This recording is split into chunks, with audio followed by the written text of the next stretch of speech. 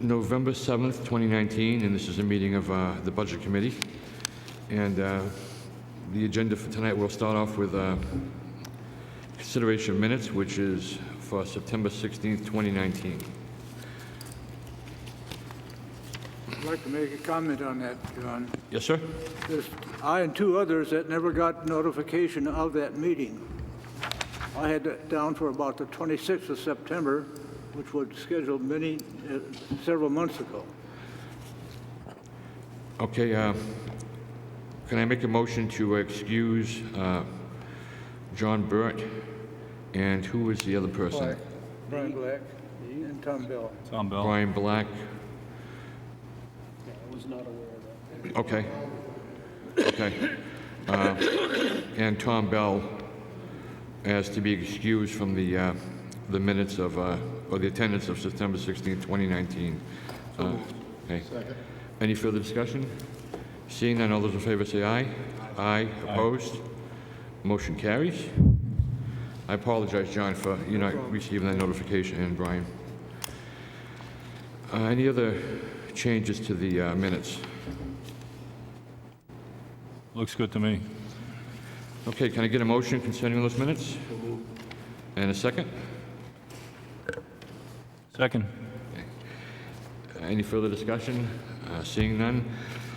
All in favor of the motion to accept the minutes of September 16th, 2019 with the noted changes, please say aye. Aye. Aye. Opposed? Motion carries. Okay, now we're going to go on to number 2, which is discussion items. And it's going to be the 2019 budget expenditure report and review the current status. The budget increases for each department, the budget increases of the general fund, and the budget increases of all funds, general funds, and enterprise fund. Would our town manager like to start us off with that?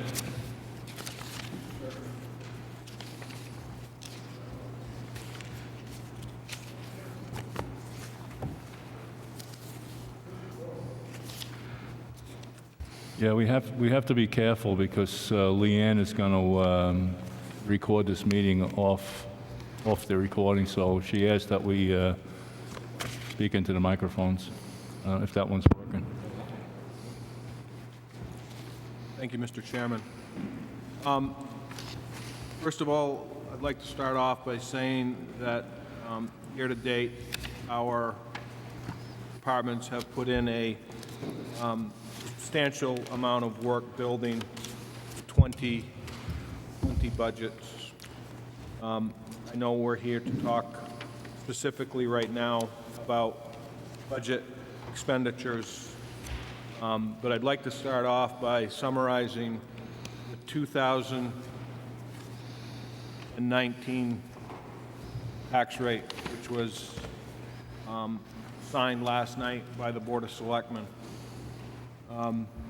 Not sure if you remember this particular document that was created for the voters, which provided an estimate of the tax rate.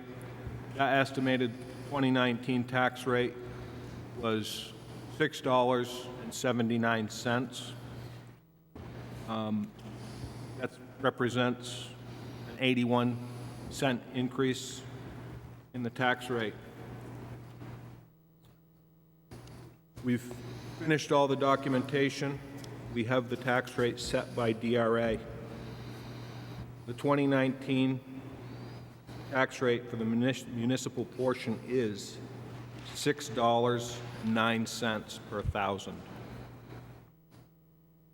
This represents an overall increase when compared to the 2018 tax rate of 11 cents on the town portion. To summarize the entirety of the tax rate, municipal, $6.09, county, $1.27, local education, $6.24, state education, $2.24, for an overall budget, or an overall tax rate of $15.84, which is up 4 cents from 2018. Jim? Do you have any idea of the assessed valuation that's connected with that tax rate? I do.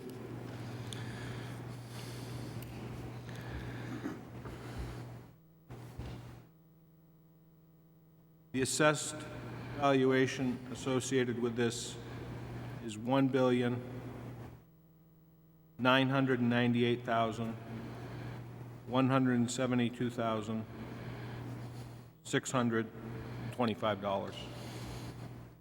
Okay, so that would explain the difference in my calculation compared with the set tax rate.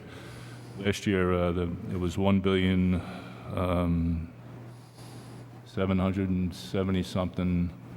So we probably went up about $20 million in the short term, and I probably next year we probably won't be able to estimate a tax rate based on the evaluation. I think in 2015, I believe we all received notification in October of that year of what our new evaluation is, and the tax rate next year should probably include the new evaluation, I'm thinking. But thank you. I was wondering where the difference lie, and that has to be it. Yeah, according to the MS1, previous year assessment would have been $1,977,540. Right. Okay, what's that, 21 million? Yeah. Thank you.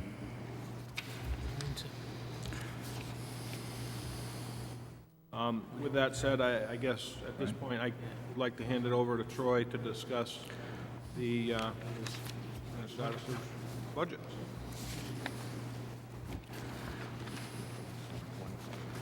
Good evening. Glad I could actually join you for one of these get-togethers.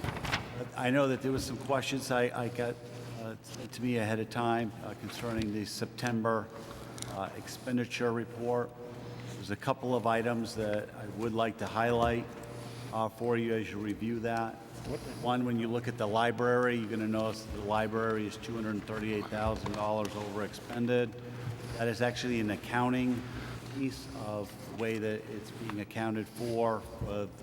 We send the library their quarterly distributions of their appropriate amounts. Yeah. That has to get cleaned up. Is this the document you're talking to? I'll get to that document, John. Just Do you have what you're so talking to? we're not on there. Leanne had sent out the packet via email, the expenditure report that went to the board for the month of No. September. I think I do. Never saw that. So, in that expenditure report, on the 4th of September, we paid our health and dental insurance premiums, and then on the month of September, and then on September 28th, we paid our health and dental premiums for the month of October. So, recognized in that month is 2 months worth of premiums. You'll also notice in the Libby Museum that there is a cost overrun there. That is due to that we're waiting for a couple of items to come back from the trustee of trust funds, as they were getting reimbursed out of the capital reserve account. Mostly. We also noticed during the budgeting cycle here that there were several items that were under budgeted. One of those is the technology budget, and the other one's debt service. Debt service budget did not have the $26,000 betterment bond in it. So that is actually exasperating the cost run rate. There was a couple questions concerning revenue for the water fund and the sewer fund. As of September, the line for the water charges was running at 69.144% of estimated revenue. And after doing a little bit of research, the town departments are actually not being properly charged for the water. Dave Ford and Brenda Lapointe are working on the coding, so we're looking to get that taken care of. Also, give you an update of where it is for the month of October. Water charges lines represent 76.907%, so we're closing in the gap, but we still have some work to do. Also, on the revenue reports, in the 2019 years, the first time we actually inputted the estimated revenues into MuniSmart, so we actually have this comparison. Overall, though, for September, the water was running at 71.58% of its estimated revenues, and it should have been at 75%. So all in all, it was running pretty close with a noted change for the water charges line, as I mentioned. The sewer fund's a little different story. The September, the residential sewer line itself was at 54.205% of the estimated revenue. In October, that closed a little bit to 60.410%. Again, this seems to be a coding error. But I have some suspicions, doing a little bit more, looking at the math, that potentially that the estimated revenue for the sewer fund was overestimated. But I am still needing to put a hard quantification on that. So overall, in September, the sewer revenue was running at 61.993% of its estimated revenue. In October, it was 66.008% on the estimated revenue. The $64,000 question or $64 million question that people want to know is, where's the audit? So I will take some responsibility for this one. Is when I originally sent down the information for the GASB 75 audit, my first time sending that type of information, there was some missing data elements that in their report that I did not include. It was discovered during the final data quality check before it got released. That has been corrected, and the response that I got back is that it's being processed ASAP. So I have a secondary call out of, could you please define what ASAP means? And I have not received a definition of what that is. Now, is this the state that's holding this back? Is this the state comptroller's office, or is this our contractor? So this year, every 3 years, you have to do your other post-employment benefits audit. Okay. Used to be called GASB 34, now it's GASB 75, and that's a secondary audit. So we have a draft of Roberts and Green, just missing those footnotes of the other post-employment benefits, and that's what we're waiting for the final Now, letter. when do you start the process for the audit for next year? Is that like in February or March? Yeah, so I'm already looking to start scheduling for when we're actually going to have the audit be done. We're looking for around an April timeframe to have them in. That's all I have on the audit. I have one question on the sewer, if Yeah. somebody else... on the sewer, I don't think I've ever experienced us coming up short on a revenue on any one of the enterprise funds. I believe one year it might have been deliberately held back to make up for a year that we did not use the general fund to fund the debt service, but that's something else. But logically, I was trying to figure out what happens if we don't come up with the 100% revenue, and I'm thinking that, so the revenue subtracted from the total allocation, so that it would pop the tax rate up a little bit, but we wouldn't find that out until the following audit, I believe. So what happens with that? Does it bring the unexpended fund balance down automatically? So you come up with a revenue shortfall, but you can't determine that you have a revenue shortfall until the year is closed out and an audit is done the following year. So how is that reflected in the following audit? I guess that's what I'm asking. And that's something I can't Okay, speak to. yeah. I'm thinking it might automatically draw down the revenue line or the surplus. Yeah. Right, that would automatically come down, I would think. Right, yeah. Right, Yeah, we right. hit the sewer fund first, and then if there was a... So that would be a good reason, it would be a good reason to keep the surplus at a healthy number, which when we met, we spoke about that, and, okay. All right, thank you. Would it be possible to get this report sooner in the future? It's because I don't necessarily, I mean, I didn't have time today to go through it. Understood. Okay. You're going to get, I'm sure you've seen it, a little book here, nothing but little. We will not have health care set until Tuesday. We didn't want to give you everything knowing that we were going to have to rerun everything. We've got a 10% range on health care. What that increase is going to be, we don't know. And that 10% range is like $180,000. It is a huge component of our budget. In our general fund, I believe the health care line, and this is something we plan on working on in the year 2020, our health care line is 13% of our budget.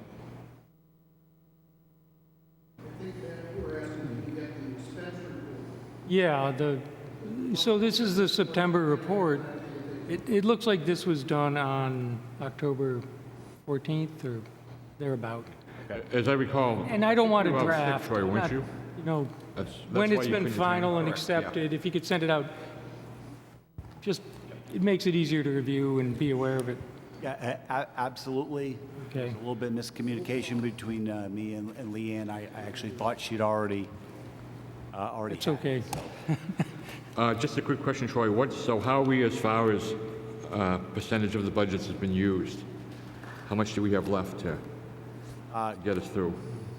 Right now, we're around 89% used for Fund 1. Is that up to today, or? 89% used through today. Oh, through today, okay.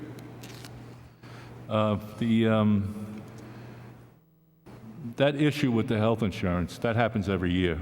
And that's because the school districts, they're on a different calendar year than we are. And we signed up for school care, and that's, I don't know how many municipalities, but as long as we're on a calendar year, that's going to happen every year.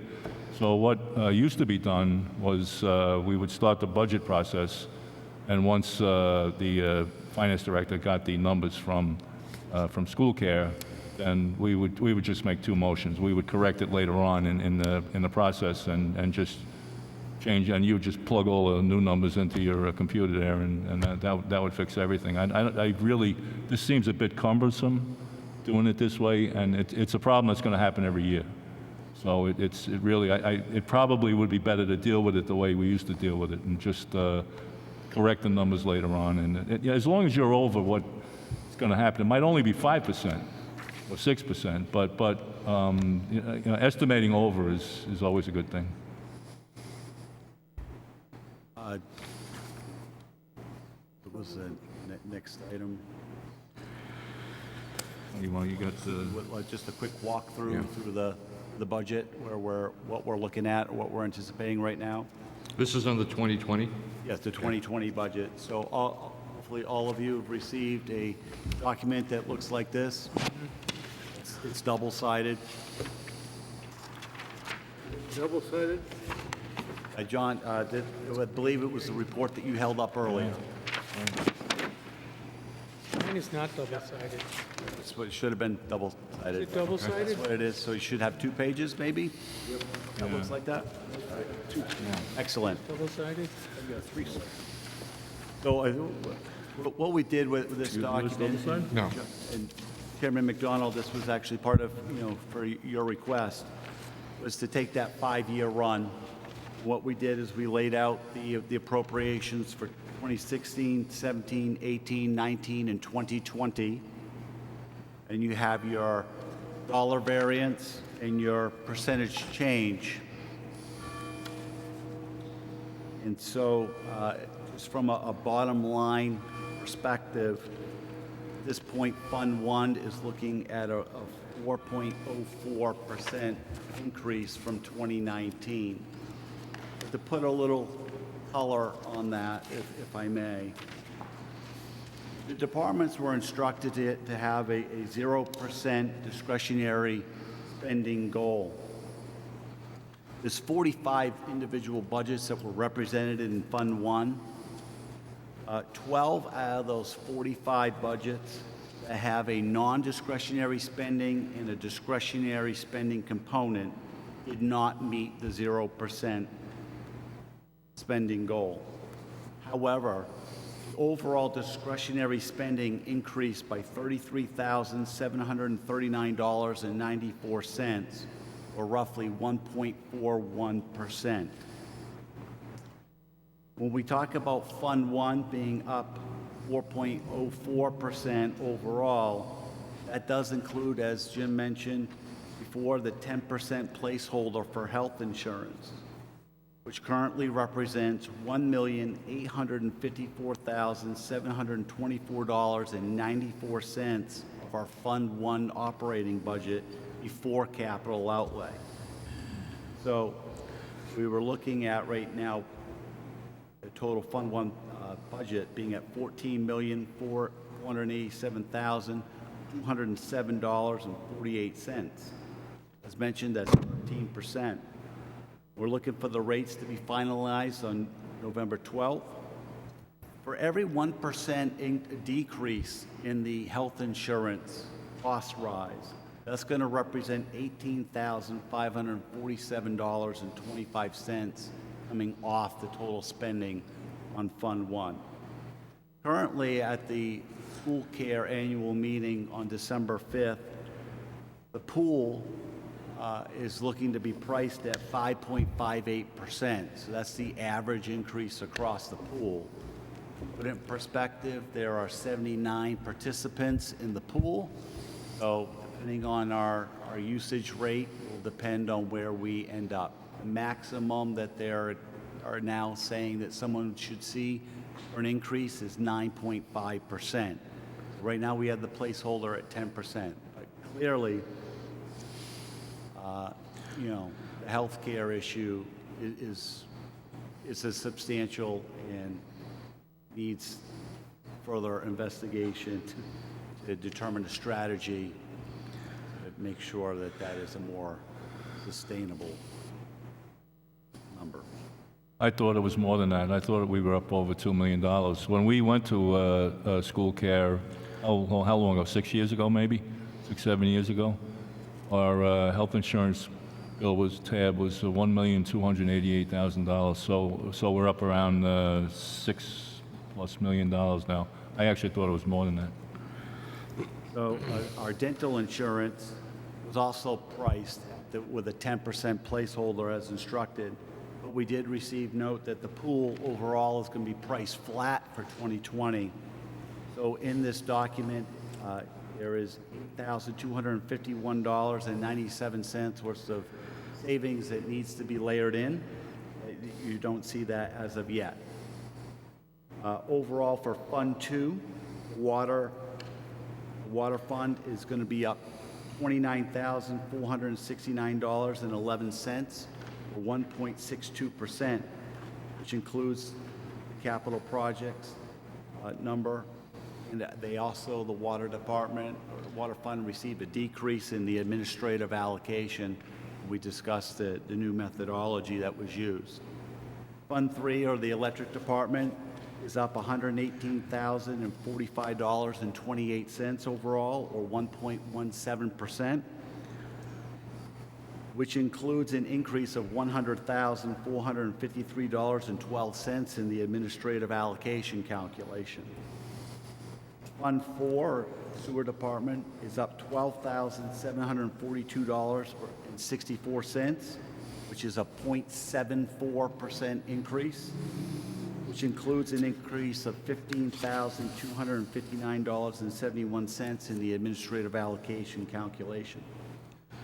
And Fund 5, Op Wayland, is down $40,626.10, 14.39%, and that is due specifically to the change in administrative allocation methodology. Across all funds, currently the budget is up 2.45%, or $682,606.76.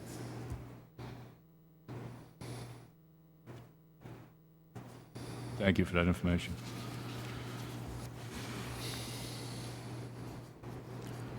There's supposed to be a page 2. There should be. None of us have a page 2, I don't think. Brian, do you have a page 2? I know we were trying to, I got the printed on a, total Fund 1, you don't have any other fund totals. not, well, Could it be emailed? Maybe, Thank you. okay. Okay, just to make sure I'm clear, Troy, the general fund is up 4.04%. And then we take everything else, put it together, and the total budget is up how much? We put everything all together, 2 point, yeah, to 2.45%. 2.45. and that's including the 10% placeholders for the, Health and dental. Health and dental. What is not in here is any wage increase for employees.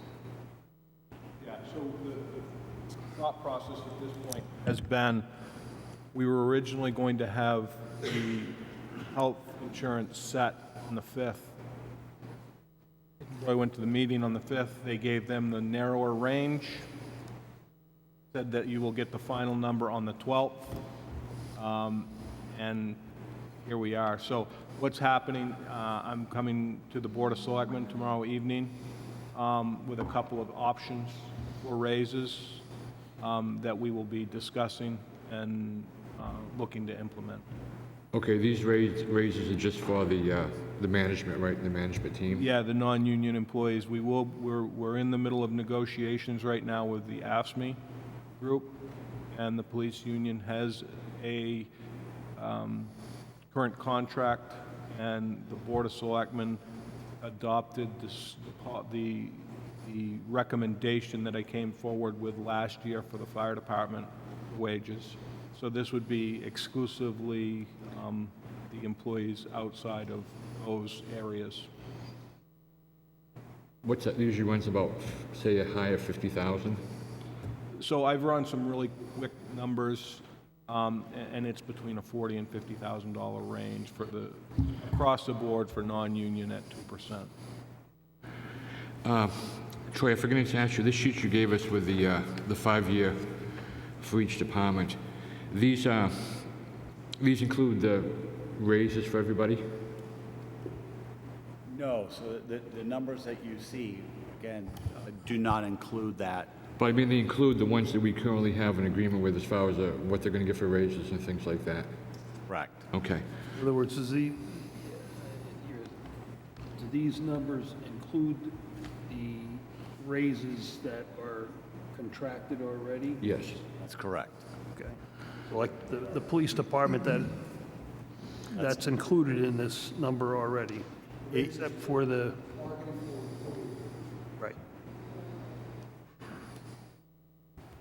So what is left is the stuff that's under negotiation right now, that's out, that's not, That would be correct. plus any raises the non-bargaining portion. That would be correct. That is correct. So the only thing that's in there then is the police department. Police department. It's fire. And that would be a standalone warrant article. It would not affect this budget, it would be standalone. Okay. First, yeah, there's no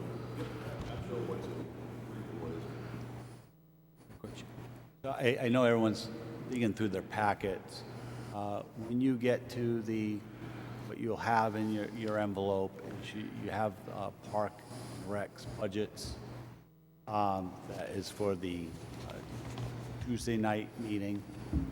The order of the packet that you have is you'll have a MuniSmart printout, and you'll have an Excel spreadsheet that will have the individual line items all summarized on that one page. It will go back to P16 as well.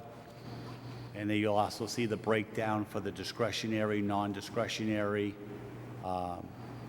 percentages, and which account was labeled discretionary and which account was labeled non-discretionary, which is not something that you normally had gotten before. And behind that Excel sheet, you will find a Word document, or that was made in Word. It's the budget narrative. That's really where the justification for every line item the department head, has written.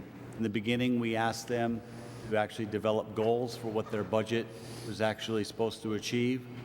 Some of our departments did a really good job with that. Others we need to work a little more improvement on as we try to do a little different approach. We wanted them to be able to come right out and to be able to explain what does this budget, what is it trying to achieve? What outcomes are we looking for? And then how does my budget line items actually meet those goals? So please, the department heads did take a lot of time in writing that. I encourage you to read that, find some additional color. You'll also, I think it's in the past, you had some of the justification in the 0.5 size font on the MuniSmart sheet. So this makes it a little bit bigger for you to be able to read it. You tried out this system with the Board of Selectmen, so you guys should be very grateful that you're around too. They got to experience what information is like in real time.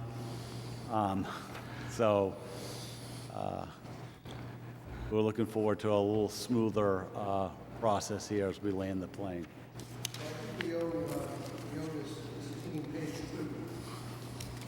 Sounds like it.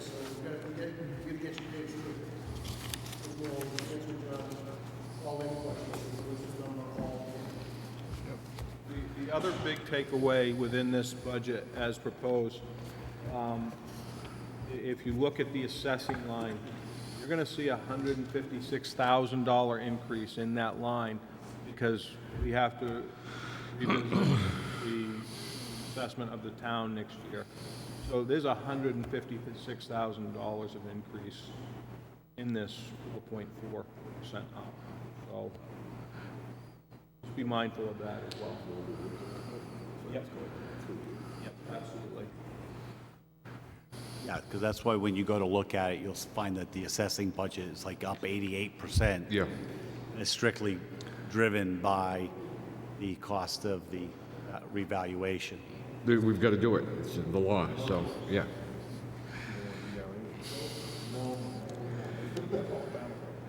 I see a lot of the departments did work pretty hard. Some of them are, several of them are down from last year, decreases. And I take it the one for the town clerk, that's probably because we got some extra elections? Yes, it's because there's 5 elections this Yeah. year for the town clerk.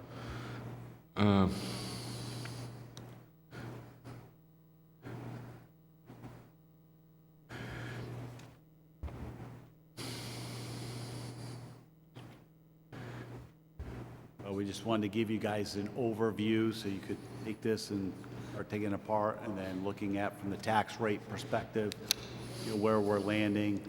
So as we start prepping for the process, I will let you know, overall, when we look at the budget, really. $2,432,320.94 of the Fund 1 budget is discretionary. Means you got over $12 million that's non-discretionary. Why is the finance office up, 18% or 38%? I'm sorry, John, I did not hear that. The finance office, no, I'm wrong. Yep, fine. It's down 14%, That's correct. yes. Yeah, it's mostly down because last year it was put in for 30 hours at nearly 40. I didn't dare say a word at the budget committee last year because of that. It was outrageous. Anyhow, I said by say, Can we hold you to that? absolutely. No. Thank you. Troy, when John Burt and I came in to speak with you guys about the administrative allocation, Jim, you brought up something I found was an interesting point, and you were wondering why we didn't have a capital reserve account to save money towards that big hit every 5 years on the assessing line, and it's probably a very good idea, and but warrant articles can fail. If it doesn't pass, you still have to come up with the money. I mean, it is a one-shot, but it's a necessary expense. It's a contract service, so contract services would be a mandatory expense. But the idea of smoothing this out every 5 years would probably be a good idea, like $50,000 a year in a capital reserve account. So it was actually pretty good. I thought it was a pretty good idea.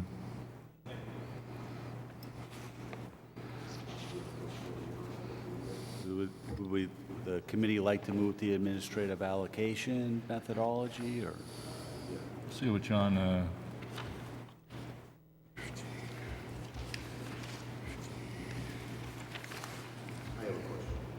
Yes, sir.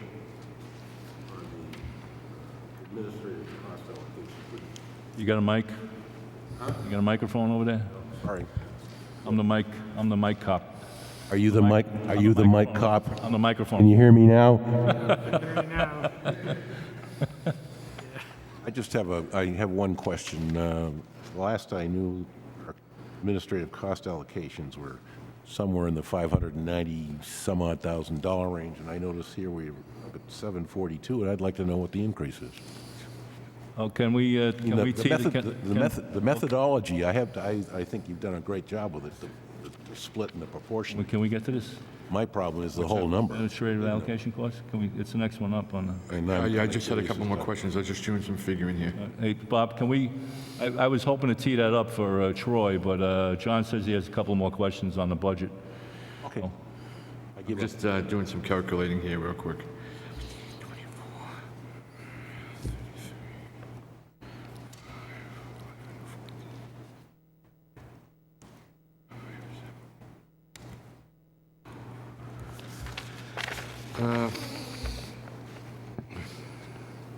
Just doing some, looking at some different departments.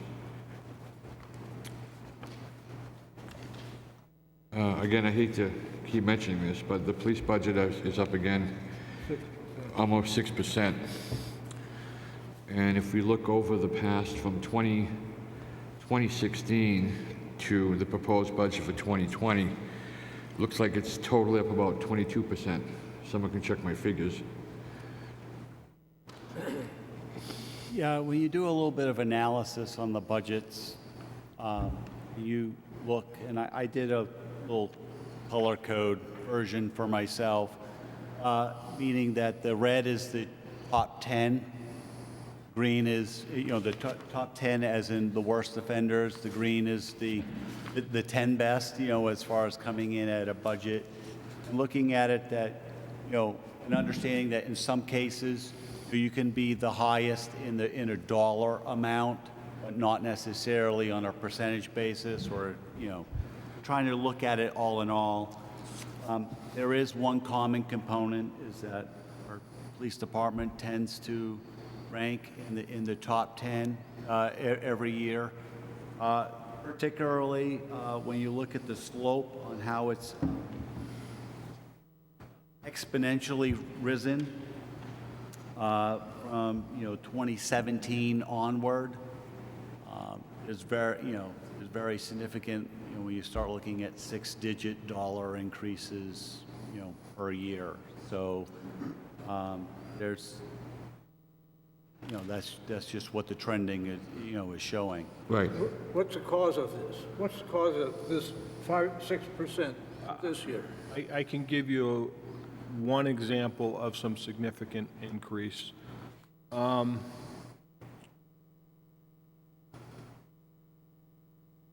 The health insurance line for 2019 was $349,000. The health insurance line for 2020 is $421. Why? There's been a transition of employees who now have families. Yep. There is 2 officers who now have children. Transition from 2-person plan to family plans. That is a large portion of their increase is related to health insurance. How much is that, about 40,000 or? Yeah, so last year, it was 349,527. I don't have the exact, well, I believe the exact number because we had to change the factor on them. It's 419,924.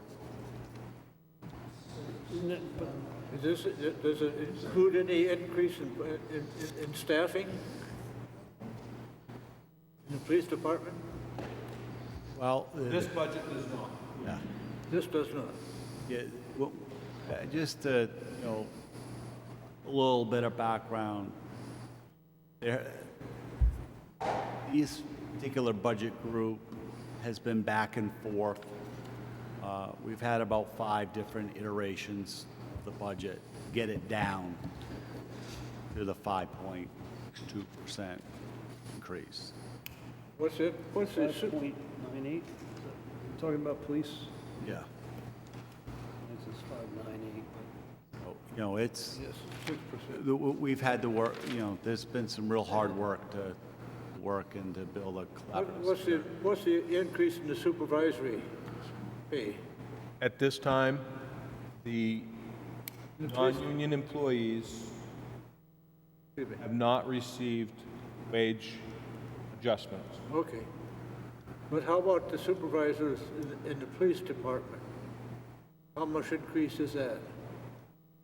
What do you mean by supervisors? The MOU. In the budget line, there's something that says supervisors. What's that increase? So there is, Oh, I'm asking. at this point, there is no wage adjustment for that line.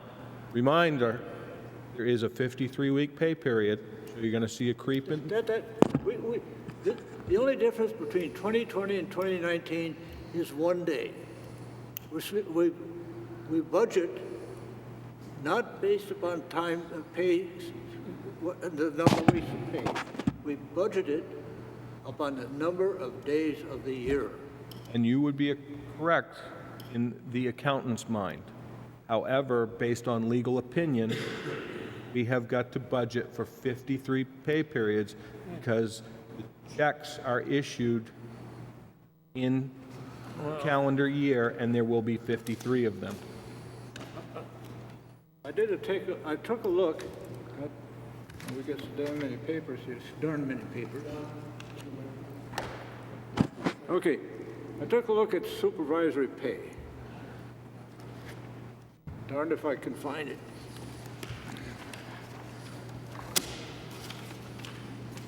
Here it is. And I only went back to 2015. In the finance section, there was a total increase of the supervisory of 36%. Electric, 21%. Police, 16%, 16.7.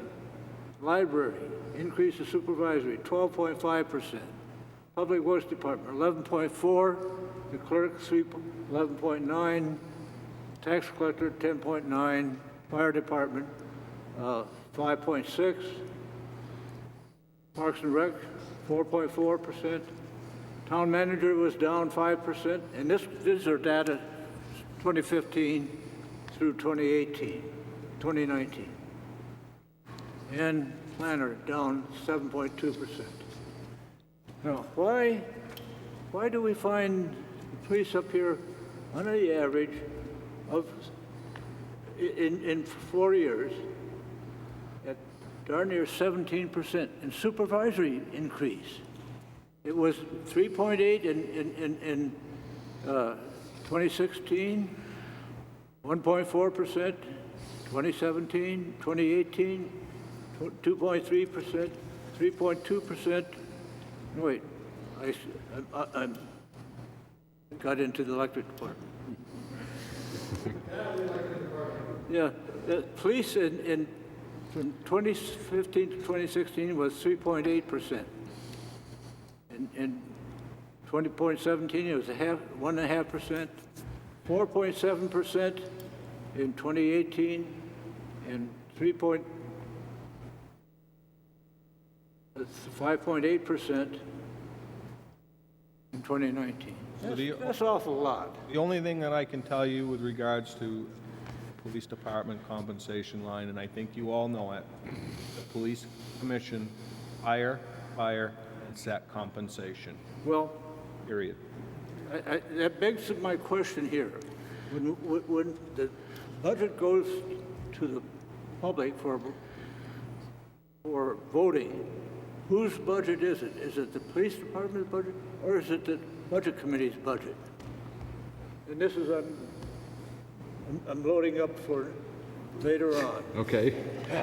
Practicing? Is this the police department's budget, or is it going to be the budget committee's budget when it goes to the electorate? Which is it? I've asked a question. Well, according to the Department of Revenue, you signed the 737, so it is the Budget Committee's budget. Okay, thank you. I will remember that when we get into the budget process. Thank you. But it was an interesting little study here.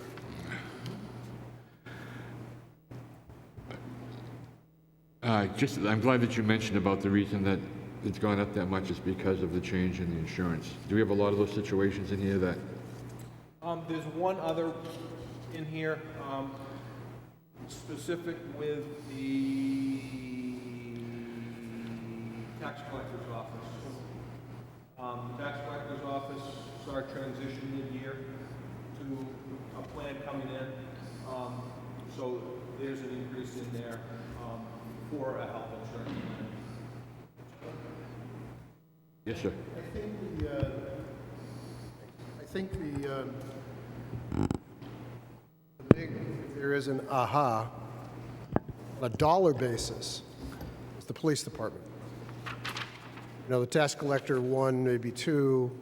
But what I think we just saw when we saw the budget come back was, and I think it's logical that people do this, married people, two workers in the family. It's time to do insurance plans. Which plan's better, your plan or my plan? And that happens. These plans are $33,000. $33,000. That's a lot of money, and 10% of that is covered by the individual. So, one of the things that I think there's some head scratching that we have to do is to figure out, well, do we shop for different plans? Do we ask for more copay? What do we do? But I think, and I said this last night to the police department, I think they probably got a little upset. I congratulated them for pointing this out to us, that this is now an issue that I think we might see across the balance of the town. Mm-hmm. But we have to live with this at the moment. It's a big driver of their budget. But pretty much unions aren't treated differently. The police, as far as how much they pay or what they get for insurance, they're all across the board. It's all the same. Co-pays or the employee contribution All the same. is the same across the board. Okay. I have another thing too. The communications budget is up 9.76%, and off the top of your heads, just, can you give me an overview as to why? Yeah, so in the communications budget, police department has decided to move some costs from out of the police budget into the communications budget, such as telephone lines, and some other items. Also, currently, their health insurance appears to still be grossed up 110%. That hasn't changed. We've asked them, pointed it out that that's a calculation error. So that's really where we're at there. I also believe, right off the top of my head, I also believe that they are proposing to hire additional part-time staff. Camo? Central Dispatch. I believe there's a proposal in there to hire additional part-time staff. Can't remember that completely, but that jumps out at me off the top of my head. I didn't know that, yeah. I don't know about that.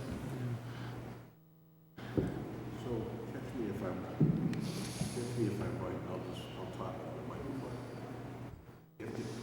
If, in fact, there was money transferred out of the police department budget into the communications budget, if I heard you right, is that correct? Then, if you think about it, the police department budget's even worse than what it looks like. Because there was money in there that they went over here on the side with and put it in the communications budget when it was in the police department budget originally, so actually they're worse than they being presented here in theory. What cost are you talking about, Bob? Well, apparently there's some, when I just heard Troy talk about, there was some communications, phone lines and whatever that were transferred out. just phone lines that got switched over? Yeah, I'd like to know what that's about. I mean, if we've got a significant number here that was transferred out of the police department budget to kind of hide something, transfer it around so that we wouldn't see it, not make it look real bad, I'd like to know what it is. How much money was it? Selectman Representative O'Brien. Thank you, Mr. Loman. Last evening, when we visited with our friends at the Wolfeboro Police Department, and I don't remember the exact math, but the police department comms budget went from 12,000 down to 7, and then the other budget went up, and I said, well, if you're just transferring the monies over, it should wash. Somehow, $3,000 of new money popped into the budget, net 3.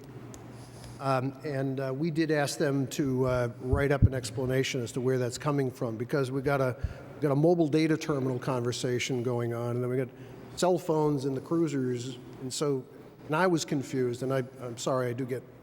So I just said write it up and just tell us what it is. So I think you're owed an answer on that from them. And Bob, you're right for catching it, because it's. It sounds like the shell game here. I don't think it was. And I'm not trying to bail on these guys. I was confused by their narrative.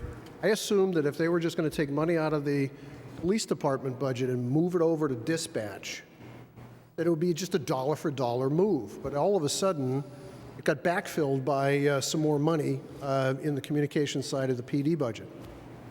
I said, well, that doesn't make sense. And the answer was mobile data terminals and cell phones. And I said, I think I'm confused. Could you write it up? So I think the PD is in that third day next week, right? So that what it is? when are we gonna get that one to take a look at? I'll make sure that you get something in your package. Go ahead, John. I did a little exercise.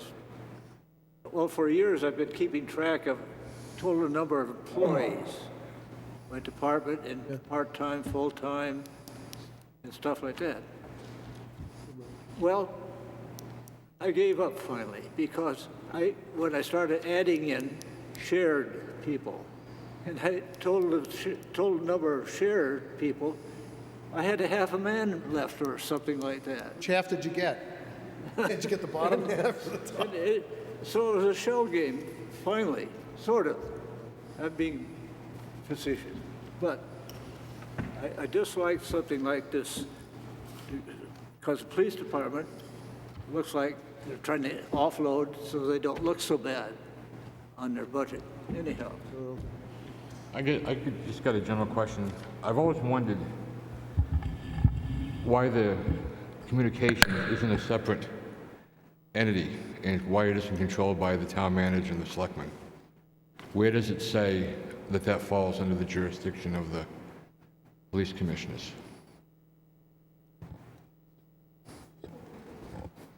I don't think it, because Just historical practice. they dispatch for more than just police. So, Both. yeah. Well, what about for town, for public works? Right, I'm just wondering who makes the decision on that budget there's no one person, it's the police commission that ultimately says it's okay, right? Or, I do know that I have in the fire chief's office a folder about that big, about how all of that transpired. I can probably between now and that time do a little bit of research. okay. I was just wondering how that all, yeah. I know Butch has got some history on that as well. I know the selectmen, the town manager's plate is very full these days, but I didn't know if there was any to work, on that. To give you a quick synopsis of some of the increases in the communications line, they're up, looking at this, part-time wages, they're up about $7,000. We have got to adjust, again, their health care because they used the wrong factor, so there'll be a reduction there. There is also an increase in the telephone line, as alluded to. There is an increase in communications maintenance of about $5,200. There's an increase in safety equipment, which is a contracted item based on the collective bargaining unit for union, for apparel. How much? It took it from $1,250 to $2,050. plus 800 there. They had requested a dispatch-designed chair, which brought the furniture and fixtures line from $495 to $1,620. What? And that's Plus $800? the gist of the increase. They also have a $500 increase in travel and meetings and a $500 increase in professional development. Do you know how much their discretionary spending is up? Based on this, their discretionary appears to be up $19,670. But on a percentage basis for the discretionary, it's up 70.38%.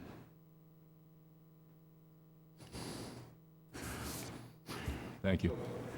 I have a general question. The communications line, as we're looking at it in this budget, is it basically the police department's communications?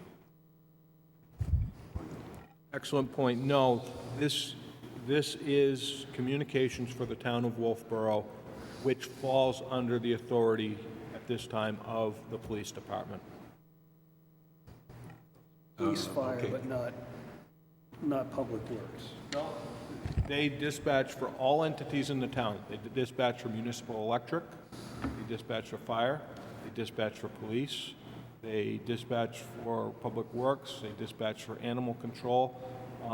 They dispatch for essentially everybody in town, but they simply operate under the authority of the police department.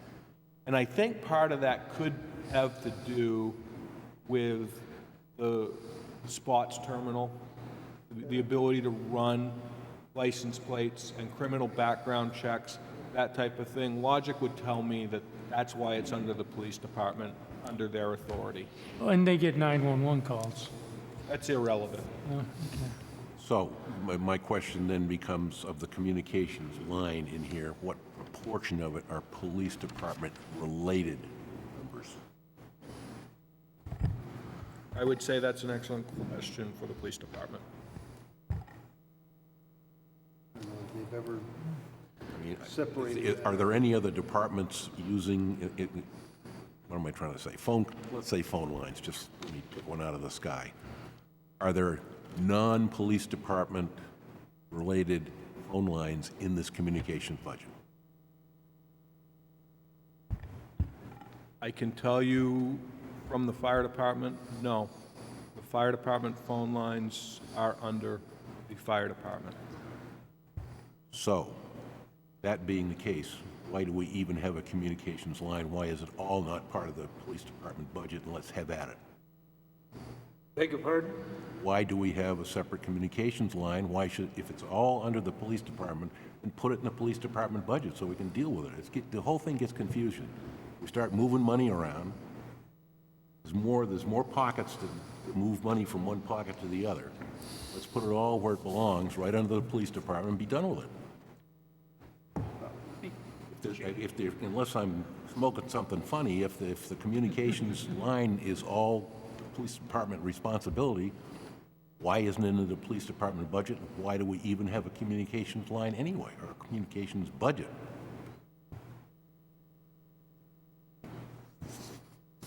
Because, you know, all the communication isn't strictly police related. My question is if they're Does he have a microphone? some of the budget money from phone lines, With that microphone.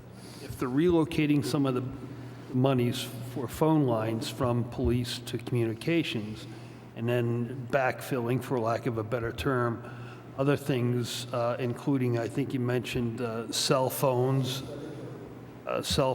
or other things. How is that different? You know, why aren't they putting the cell phones, wired cell phones, considered police as opposed to communications as well?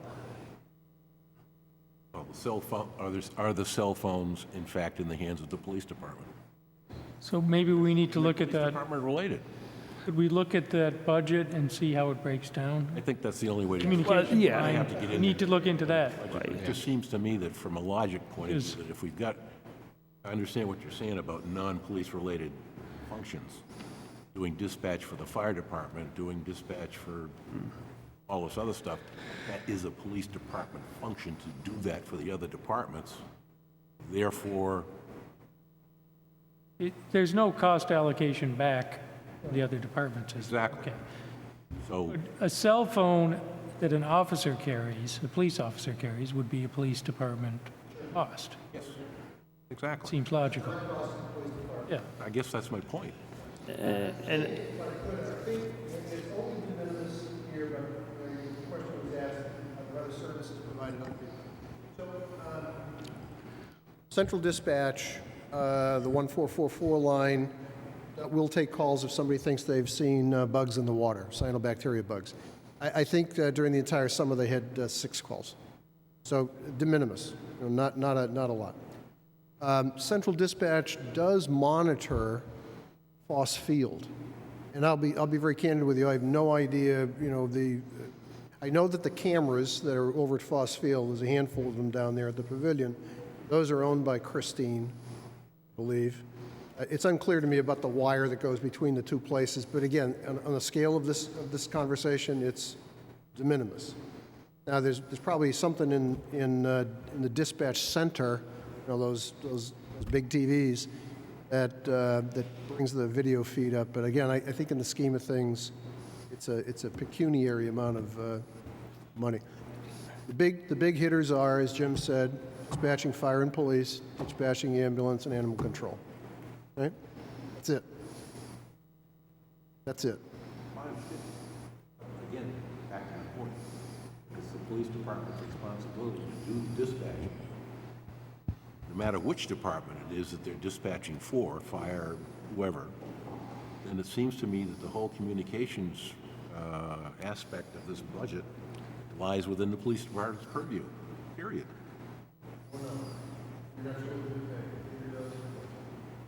I mean, and if there's small, minimus, piddly stuff that really, we don't want to even talk about, okay, fine, good deal. It needs to be, I just think it needs to be in the police department budget place. There can't be any movement of stuff around. Right, this started out of a theme of mistrust or suspicions that these line items were being moved around to cover up some other thing. And I think that's kind of a stretch unless we have more reason to believe that there's other line items that the same type of stuff is taking place. If they're relocating budgets into different line items out of the sense of accuracy, then we should be happy with that, I guess. I'd like to comment on that. I have no inference of suspicion, none, zero. I'm only looking at it from a common sense point of view. Does the police commission oversee the communications budget? Yeah. Yes, Yes. I would say indirectly yes, because the largest portion of that budget is labor, and they are police department employees. Police commission. There you go. has the authority to hire, fire, set compensation. So there you go. I mean, If I could ask for one thing, and I believe each department has a liaison with the budget committee, I would just request that, I don't know who the liaison is with the police department, but please reach out to the police department, have a conversation about this conversation we're having right now before they come in, so they don't get blindsided. Yeah. it that won't would be be- fun it won't be fun if they're blindsided. Yeah. Yeah. So. Yeah. Microphone. Leanne's going to yell at me.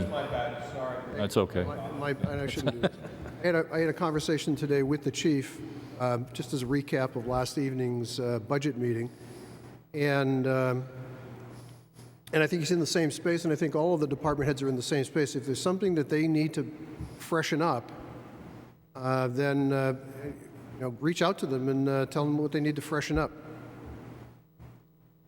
What did you say, freshen up? Freshen up. Can you explain that term, please? Yeah. Make clearer. You know what I'm saying. So can you do that, or? Okay, good. Thank you. Move on here.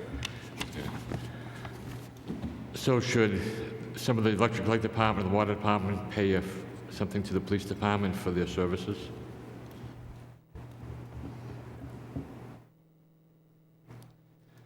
That's an excellent question. I can tell you that I did have a conversation earlier in the summer with one of the police commissioners about looking at methodologies of creating revenue.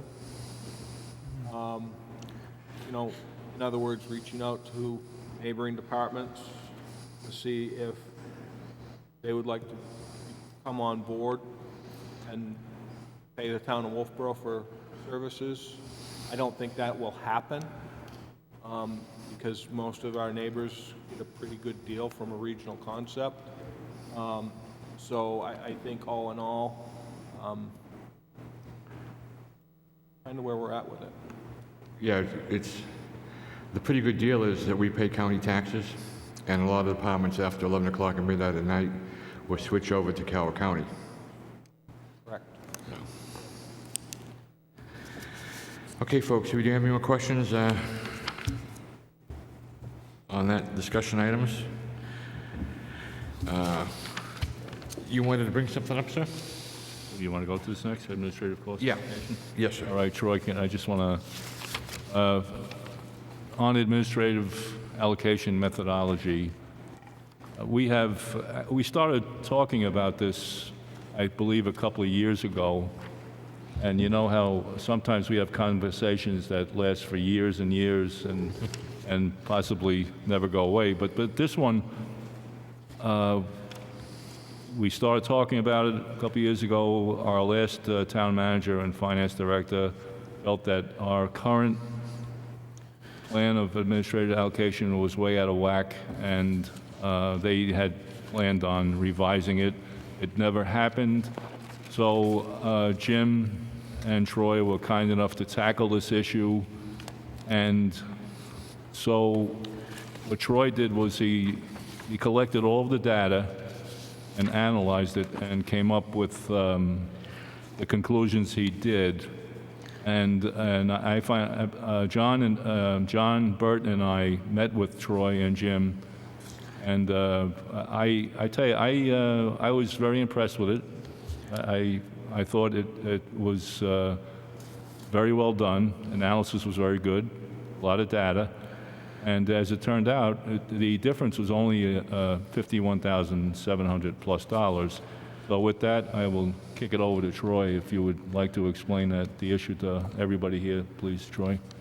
Sure, thank you. Yeah, I was pleasantly surprised that after 14 years of it not being touched, and we couldn't really find the genesis for the documentation where the methodology came from in the first place, that when we ran the numbers between the old methodology and the new methodology on the 2019-18 budget, it was only $51,000 difference. Really, when we looked at the pieces, we tried to break it down into common core components. One of the big changes to the methodology that we have included this time, as opposed to the previous, we're actually including the executive budget line or budget grouping in there. The primary reason for that is every department's covered by the $100,000 plus or minus legal budget that we're carried, as well as, they fall underneath the oversight of the Board of Selectmen and others, so that when you wanted to capture that cost. One of the questions that quickly became, that we needed to address was for the electric department, was were we going to include the purchase power entries or not? And we chose to include them for two reasons. One, the town must submit a notarized copy of its balance sheet and income statement, including the unrestricted fund balance every quarter for the power purchase. So basically, the town, Fund 1, needs to go in support of for their credit rating in order to buy the power at the rates they do. So essentially, the town is upfront giving the financial guarantee. The second bit is there's the capture the amount of effort that either Treasurer Burt needs to do or myself for wire transfer payments, and those are a little bit more tricky and take a little bit more risk to facilitate the payment of those items. The other piece to the methodology that we looked at is we just wanted to take the total number of employees in each fund and see what that is in relationship to the total number of employees across the town. And that's really to help capture from the finance, HR perspective, the payroll, the tax reporting, insurance processing, all the benefit management that occurs for all the employees.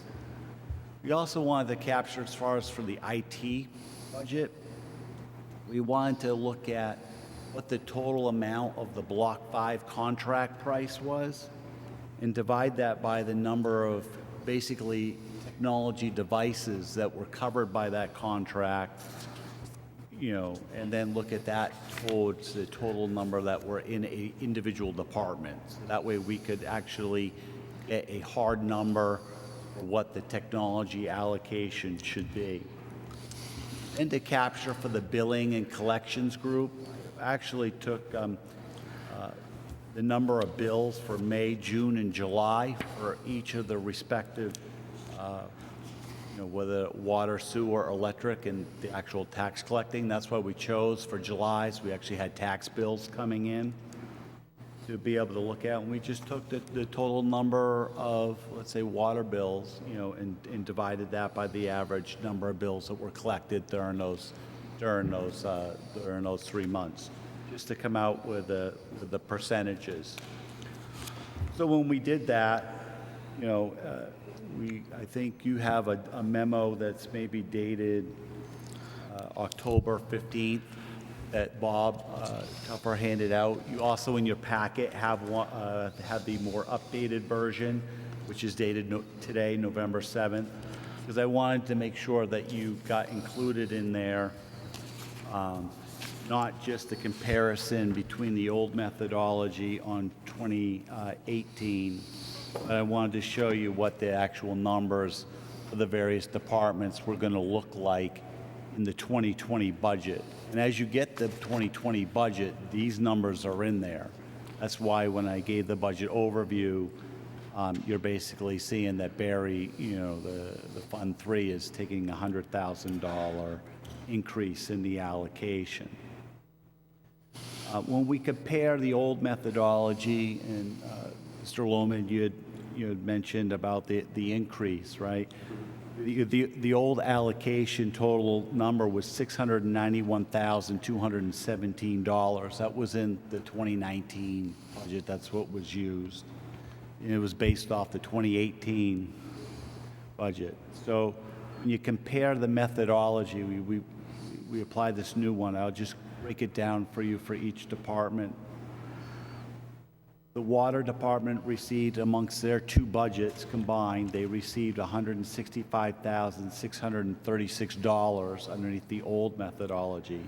Under the new methodology, in the 2019 budget, they would have received $145,245.52. So that's a $20,000 decrease, or roughly 12.31%. Look at the electric department, they were $390,422. With the new methodology, they now come to $488,273.79, or an increase of $97,851.79, which is a 25% increase. Look at sewer. Sewer underneath the old methodology was $70,986. Underneath the new methodology, it comes to $85,615.84, or an increase of $14,629.84, or a 20.61% increase. If there's a winner, I guess you'd have to hand that to Pop Whalen. I tried to let Barry know that he was the winner, but he didn't quite feel the same way. But for Pop Whalen, their old methodology was $64,173. Their new methodology was $23,813.76, or a decrease of over $40,000, or nearly 63% decrease. Now, if you look at Pop Whalen as a whole, they were actually, in the hole around $40,000. So it will be kind of interesting as we apply this new methodology, that with this, the accounting cost savings for them, if that actually helps give it a little bit more stable footing to have Pop Whalen be more sustainable. So the next bit that you'll see on the November 7th memo, you'll see another box down below. And what I did was because you'll see the first column is the 2019 budget new, so you can see that that's just a carry down from the table up above. So, I had to redo the numbers based on the 2020, where we thought we were going to be. And so you can see that there's a further increase in the allocation total, $5,311.20. And again, that is in this case, water went up by $2,200, electric only went up $2,600, sewer went up another $629, and Pop Whalen went down another $134. So this is where we start recognizing that it's going to actually has a positive impact on the town tax rate. I understand from the accounting perspective, when you look at it from a US GAAP, we look at cost allocations and say, that's really, it's not income, but in a modified GAAP accounting method or underneath the governmental accounting standards, this actually becomes a recognizable revenue account. So we're able to put that into the calculation and has a positive impact on the tax rate. Very good, thank you. Any other questions on allocation methodology? Anything to do with that? Everyone all set? And just so you're aware, this was adopted by the Board of Selectmen. Thank you. Okay, now we're going to move on to town manager report. Town manager's report, so I think we've hit it all. I mean, the tax rate you've heard, sorry. I think we've hit it. You've heard the tax rate. You've heard the rationale why you don't have your books. You will be receiving them. The department heads have really outdone themselves. It's been a struggle. They've been put through a new process. They've been put through a new finance person, a new town manager, and they came in and they did a great job with their budgets. And when we get into that budget process, please beat up the numbers. Please don't beat them up. We would greatly appreciate that. And we think that we've built a pretty solid budget. I hope. I don't think there's been any time that we've ever beat up or humiliated or anything like that, any department head. Good. It's always been, we just ask questions concerning the numbers. John? I have a quick question. When are we going to get our budget books?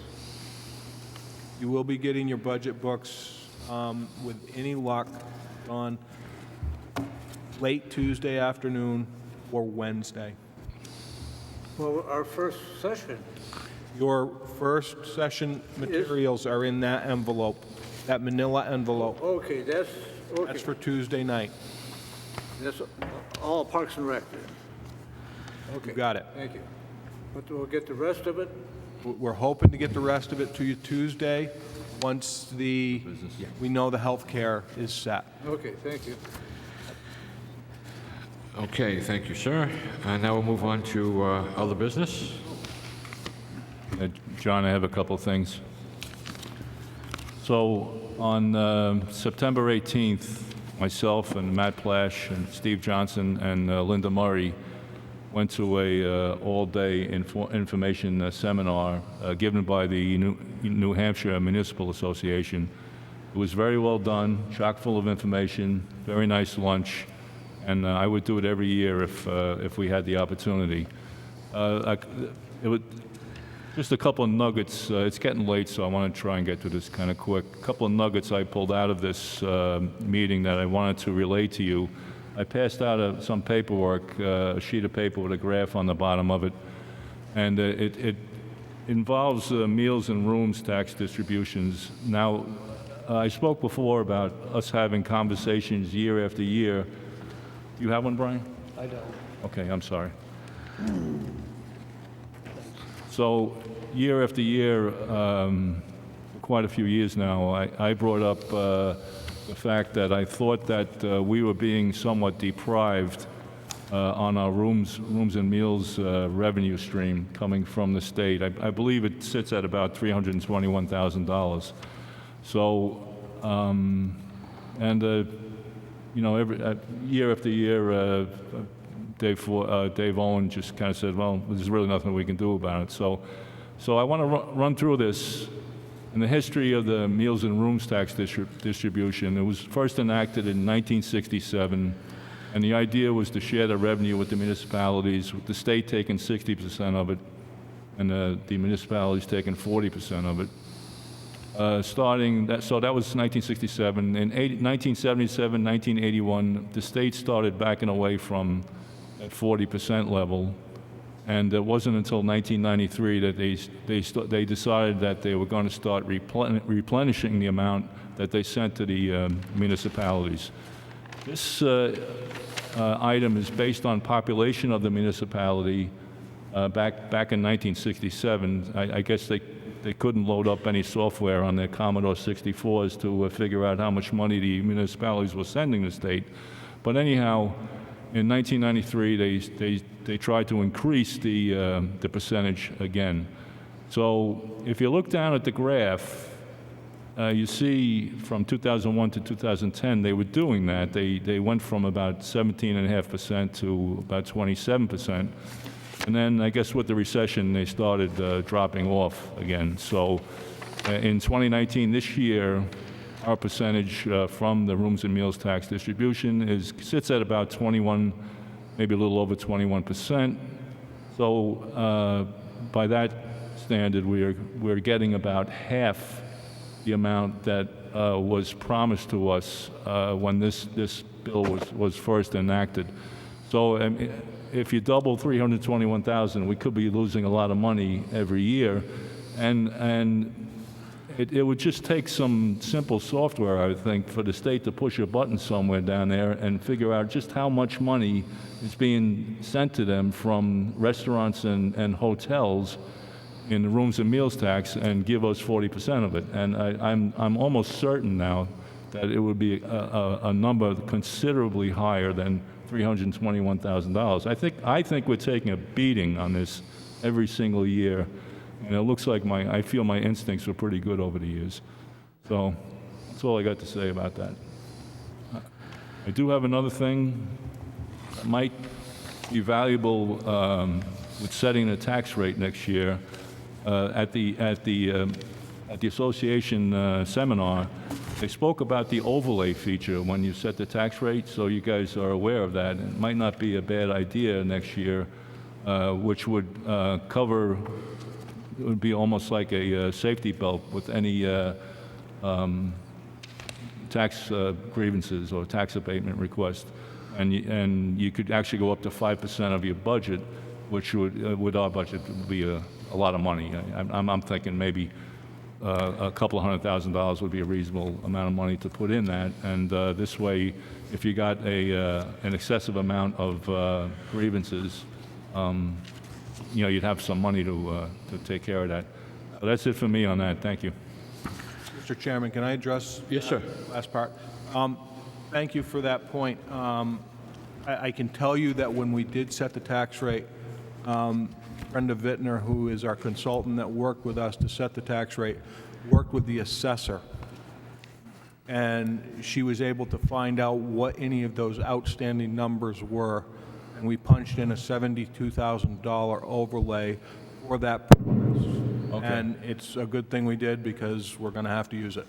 Well, I would think after, when the tax rate's set next year, I would think you'll see plenty of them. Oh. That's it, John, thanks. Okay, does anyone else have any other business? Yes, sir. Just a summary of the CIP thing. Okay.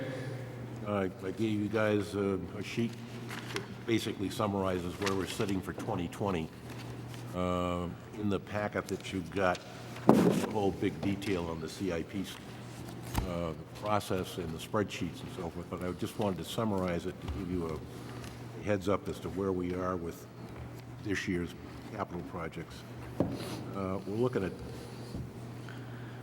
$2,273,000 worth of 2020 project costs, current revenue project costs. And there's a whole detail of the projects in question. If you've got any questions on them, I have the backup here with the discussions that we had. But basically what it's amounting to is $1.138 on the tax rate per thousand. So, there you are. If you've got questions, holler at me and I'll go back into the backup. One other thing that I did came out of the discussions in the CIP committee was that I think, Troy, you were the one that supplied them with the number of where we are with our debt service as percentage of assessed valuation. And I think we were just under 1%. I don't know whether you did that or somebody came up with that number. Anyway, that we're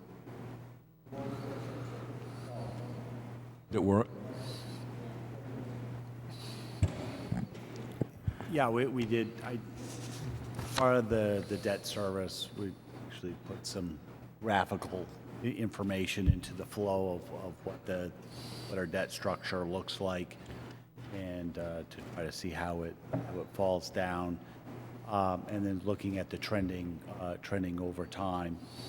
You know, when you start looking at that, it starts leading you to a question of, gee, if we have increased cash flow because debt drops off, you know, what's your long-term strategy? Do you want to continue for large purchases, bond, or do you want to look at paying more cash? So you know, that means you'd put more into capital reserves, and would you take some money from that, free up from debt service and put it into cap reserve?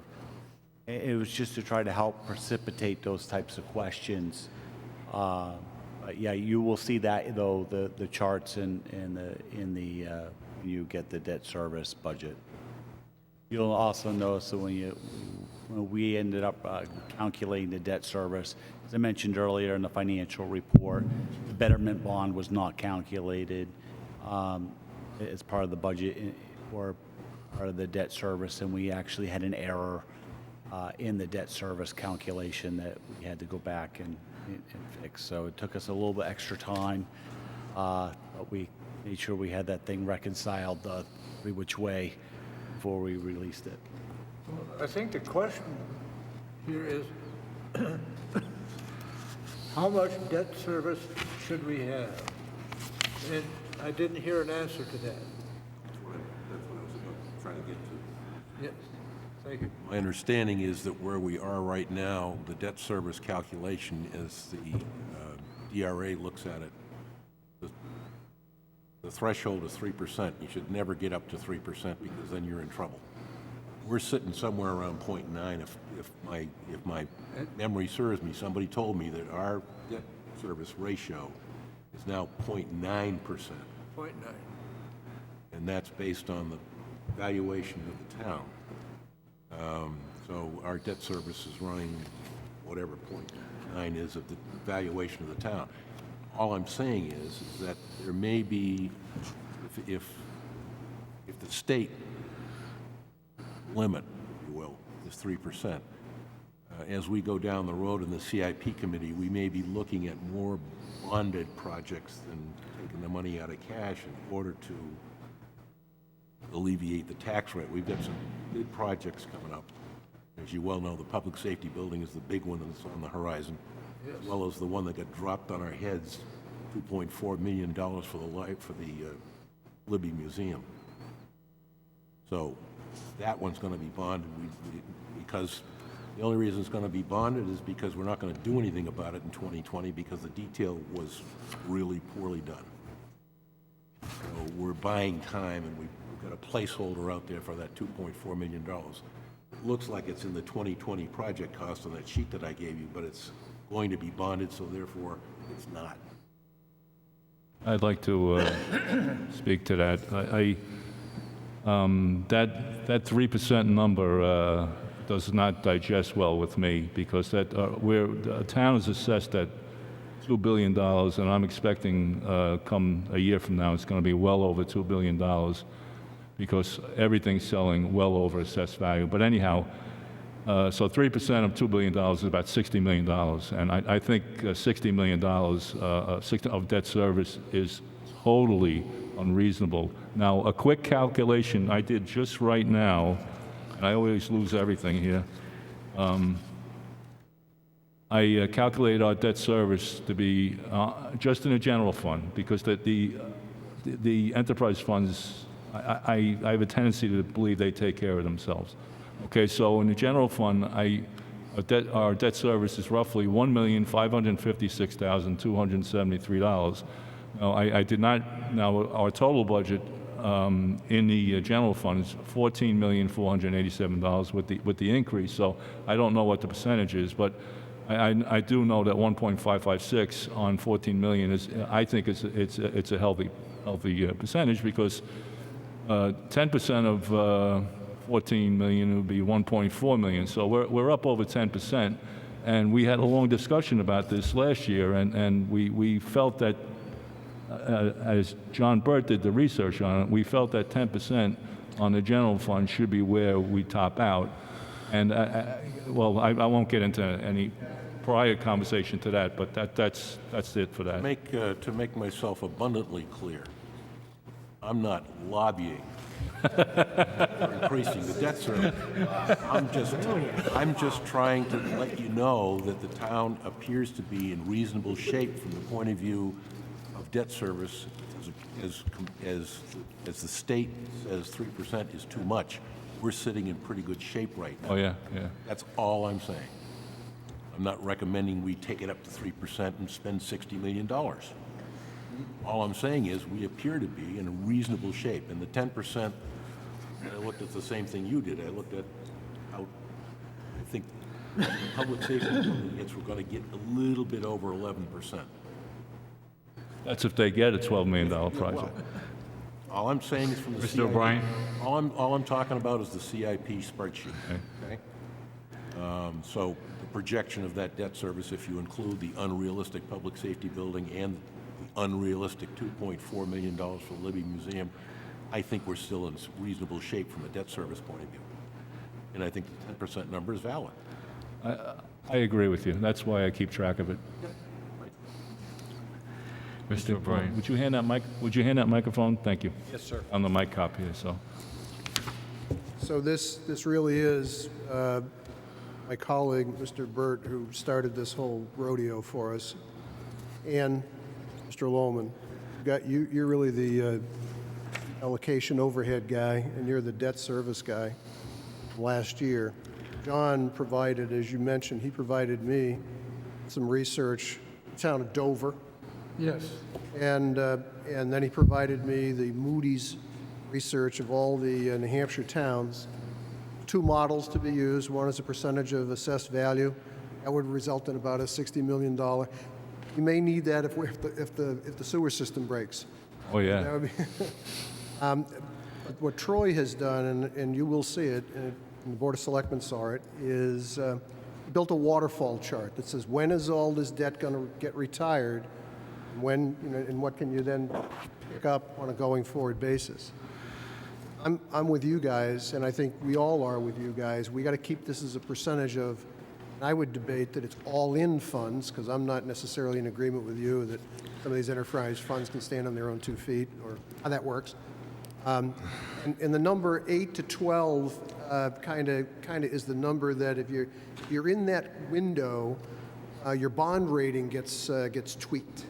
Okay. So you become an A or a B or a double B if you start getting up around 12, 14.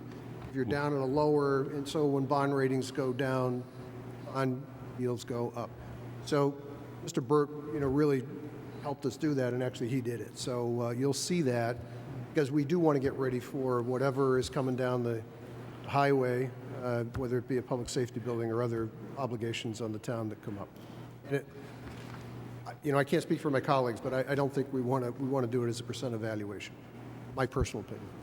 A lot of money. 60 million. And Bob would be all in on that, but I'm not in.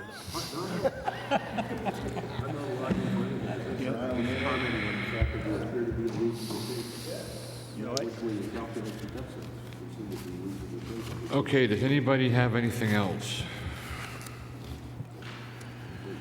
You all set on the CIP? Bob? Good on that? Okay. Anything else? Anything else by anybody? Okay, as everyone knows, we're starting our regular meetings on Tuesday, November 12th at 6:30 p.m. here in the Great Hall. And at that time, we'll review the budgets for patriotic purposes, Parks and Recreation, Pop Whalen Community Center, and Clark House. And it's my understanding from talking to the town manager that our budget schedule is on the town webpage. That is correct. At some point, will there be a budget book available up to the library or here at the town hall? Both places. Both places, okay. And we're going to try to put it on the web as well, but no promises. We're going to try. Okay. Okay, so I'd just like to welcome everyone to come to our meetings and participate in the budget process. And any public comments from anybody? Okay. How about a motion to adjourn? Move. And a second? Second. Okay, all those in favor say aye. Aye. Thank you, folks.